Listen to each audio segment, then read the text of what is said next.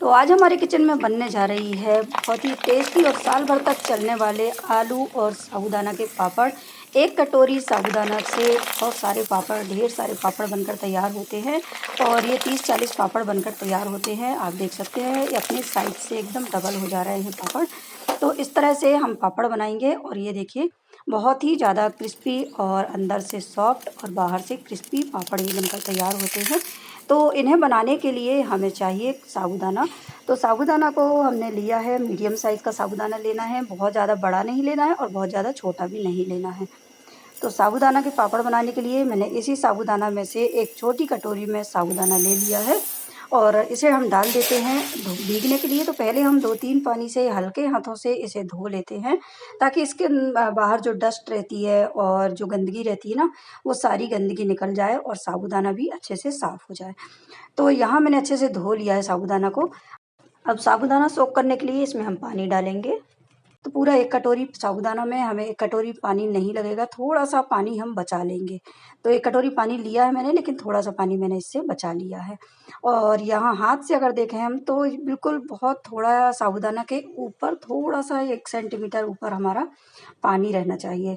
अब हम क्या करेंगे, इसे ढक देते हैं 5 से 6 घंटे के लिए या ओवरनाइट के लिए भीगने के लिए छोड़ देंगे। तो यहाँ मैंने ओवरनाइट डाला था, सुबह-सुबह का टाइम है क्योंकि मुझे पापड़ धूप में डालना थे सूखने, तो मैंने सुबह-सुबह फटाफट से पापड़ बनाए और धूप में डाल दिए।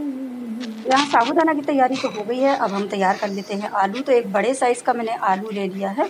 आलू को हम ग्रेट करेंगे और इसके लच्छे तैयार कर लेंगे।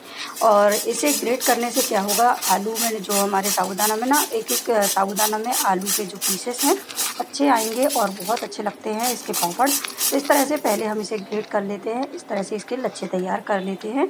और तो यहाँ मैंने सारा आलू ग्रेट कर लिया है और अब हम इसे डालेंगे पानी में। थोड़ा-सा 2-3 पानी में हम इसे धो लेंगे। इससे क्या होगा, इसका जो स्टार्च है पूरी तरह से निकल जाएगा और यहाँ आलू काला भी नहीं पड़ेगा। 2-3 पानी से हम इसे धो लेते हैं और 2-3 पानी से धोने के बाद इसे निकाल कर एक प्लेट में अलग से रख लेते हैं। आलूओं को अच्छे से पानी से निचोड़ कर हम रख लेते हैं। और यहाँ आलूओं को हम तैयार करने के बाद तैयार कर लेते हैं साबूदाना का घोल तैयार करेंगे। तो इसके लिए मैंने ले लिया है एक कढ़ाई, उसे गैस पर रख लिया है और जितना हमारा साबूदाना था उससे 6 गुना पानी लेंगे, मतलब 6 कटोरी हम पानी लेंगे। जिस कटोरी या जिस कप जिससे भी आपने साबूदाना लिया है उतना ही, उससे 6 कप या 6 कटोरी हमने लिया है यहाँ पानी। उसमें डाल देते हैं थोड़ा-सा नमक। तो यहाँ मैंने सेंधा नमक जो व्रत में खाते हैं ना, उस नमक को यूज़ किया है। आप सिंपल नमक भी डाल सकते हैं। और नमक हमने यहाँ 1 चम्मच यूज़ किया है और क्योंकि व्रत के लिए बना रहे हैं इसलिए सेंधा नमक ही हम इसमें डालेंगे और अच्छे से मिक्स कर देते हैं। और जब तक कि पानी गर्म हो रहा है तब तक हम इसका मसाला तैयार कर लेते हैं, क्योंकि हम इसमें तीखे चटपटे मसालेदार पापड़ बनाने जा रहे हैं। तो मैंने ले लिया है धनिया, फ्रेश हरा धनिया, उसके बाद 2 से 3 हरी मिर्च और थोड़े से मैंने कड़ी पत्ते भी लिए हैं। बहुत अच्छा टेस्ट आता है इन सब चीज़ों से। और अब हम इसे पीस लेते हैं। तो एकदम बारीक फाइन नहीं करना है, इसे हमें दरदरा ही पीसना है। तो यहाँ मैंने 2 सेकंड के लिए चलाया और रुक कर फिर 2 सेकंड के लिए चलाया और यहाँ हमारा पेस्ट तैयार हो गया है और दरदरा पेस्ट। ये देख सकते हैं आप, कहीं-कहीं धनिया के पत्ते भी दिखाई दे रहे हैं, कड़ी पत्ते भी दिखाई दे रहे हैं और मिर्ची के छिलके भी दिखाई दे रहे हैं। तो एकदम हमने इसे दरदरा पीस लिया है। अब यहाँ देख लेते हैं हमारा पानी भी अच्छे से गर्म हो गया है, बॉयल नहीं हुआ है लेकिन बॉयलिंग प्रोसेस में आ गया है। अब हम इसमें डाल देते हैं साबूदाना जिसे हमने भीगने के लिए छोड़ा था और इसे हम एक बार ज़रूर हिला देंगे, नहीं तो क्या होगा, साबूदाना नीचे से चिपक जाएगा और इसमें लम्स भी पड़ सकते हैं। तो इसमें जल्दी से हम इसे हिला देते हैं चम्मच से। अब ये हम इसे एक बॉयल आने के बाद देखिए अच्छे से बॉयल हो गया है ये, और एक बार फिर से हम इसे चला देते हैं और ये बॉयल हो गया है। तो अब इसमें हम डाल देते हैं आलू जिसे हमने ग्रेट करके रखा था, ताकि हमारे जो साबूदाना है और आलू है एक साथ पक जाए, क्योंकि साबूदाना पकने में बिल्कुल भी टाइम नहीं लगने वाला है। अच्छे से साबूदाना भीग चुका था। अब यहाँ मैंने डाल दिए हैं आलू के लच्छे और आलू के लच्छे साबूदाना को दोनों को एक साथ पकाना है। 5 मिनट तक हमें इसे पकाना है। अब आलू और साबूदाना अच्छे से मिक्स कर देते हैं और 5 मिनट इसे पकने के लिए छोड़ देते हैं। बीच बीच में चलाते भी रहेंगे।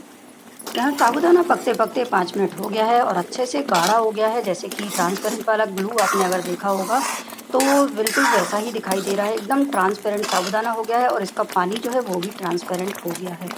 तो अब हम इसमें डाल देते हैं धनिया, कड़ी पत्ता और मिर्च का पेस्ट डाल देते हैं और अच्छे से मिक्स कर देते हैं।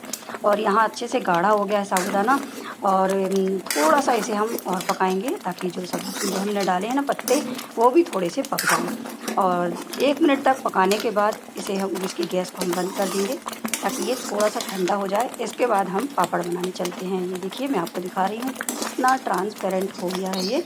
बस इसी तरह का हमें साबूदाना का घोल चाहिए।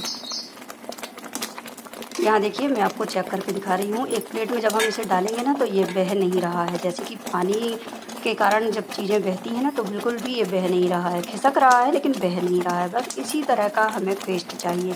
और जब ये ठंडा होगा ना तो और ज़्यादा गाढ़ा हो जाएगा, इसलिए हम गैस की फ्लेम को बंद कर देते हैं।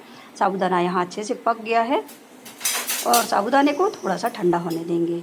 तो यहाँ देखिए मैंने इसे अलग से एक बोल में पलट लिया है ताकि हम छत में इसे ले जाने वाले हैं ना तो ले जाने में आसानी हो।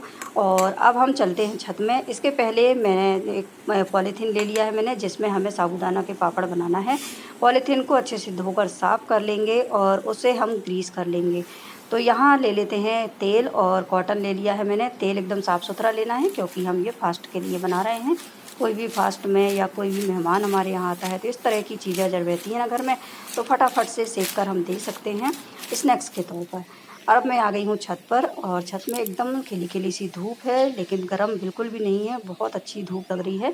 तो इसी समय हमें पापड़ बनाना चाहिए। तेज़ धूप हो जाती है ना तो बहुत ज़्यादा हम लोग परेशान हो जाते हैं। तो मैं तो इसी समय बनाना पसंद करती हूँ, इससे हमें धूप भी नहीं लगती और जो पापड़ में है ना पूरी तरह से धूप भी लग जाती है, दिन भर की धूप लग जाती है।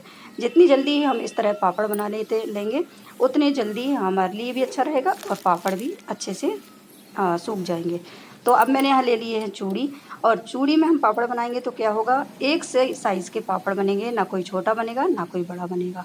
तो थोड़ा सा चूड़ी के अंदर हमने चूड़ी को इस तरह से रख दिया है और चूड़ी के अंदर डालेंगे साबूदाना के पेस्ट को। और बहुत ज़्यादा मोटा नहीं बनाना है, चूड़ी के अंदर ही और उसी के मोटाई का बनाना है, बहुत ज़्यादा मोटा नहीं बनाना है और बहुत ज़्यादा पतला भी नहीं करना है क्योंकि ये सूख कर वैसे भी पतले हो जाते हैं।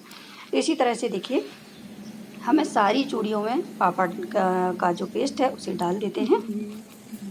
और जब एक बार ये पेस्ट डल जाएगा ना इन चूड़ियों में तो हम क्या करेंगे, चूड़ियों को उठाकर अलग रख लेंगे और इन्हीं चूड़ियों को यूज़ करके दूसरे पापड़ हम बनाएंगे। इसी तरह से सारे पापड़ हम बनाकर तैयार कर लेंगे। ये देखिए मैंने एक तरफ जब चूड़ी के पापड़ बन चुके हैं तो इन चूड़ियों को उठा लेते हैं। इनका शेप देखिए आप, बिल्कुल गोल है और इस तरह से करने में क्या होता है, पापड़ दिखने में भी अच्छे लगते हैं। और अगर आपको लगता है कहीं पापड़ ज़्यादा मोटे हो गए हैं तो चम्मच की सहायता से थोड़े से पापड़ों को फैला देंगे, इस तरह से फैला देंगे। इससे क्या होगा, पापड़ थोड़े से पतले हो जाएंगे। ये देखिए। तो अब हम और भी पापड़ बना लेते हैं और बनाने के बाद दिन भर हम इसे धूप में सूखने देंगे।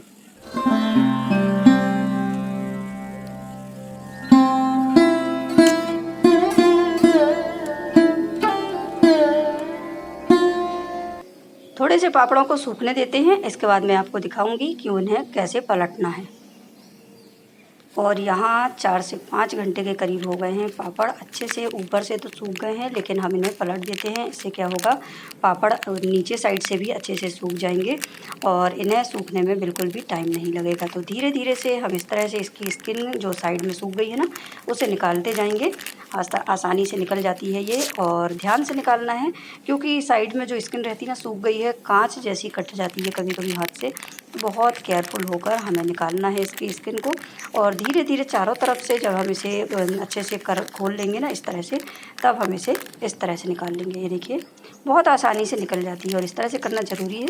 इससे क्या होगा, हमारे पापड़ जल्दी से सूख जाएंगे। तो सारी पापड़ को हम इस तरह से पलट देते हैं और 4 से 5 घंटे में ये और अच्छे जल्दी से सूख जाएंगे। तो यहाँ मैंने सारे पापड़ पलट दिए हैं और इसको हम सूखने का और वेट कर लेते हैं। तो यहाँ देखिए ये सुबह हो गई है क्योंकि मैंने रात को उठाए नहीं थे पापड़। और ज़्यादा ये रात को भी बहुत ज़्यादा गर्म रहता है क्योंकि पूरे दिन तो धूप लगी हुई रहती है तो छत बहुत ज़्यादा गर्म रहता है, इससे पापड़ और जल्दी सूख गए हैं।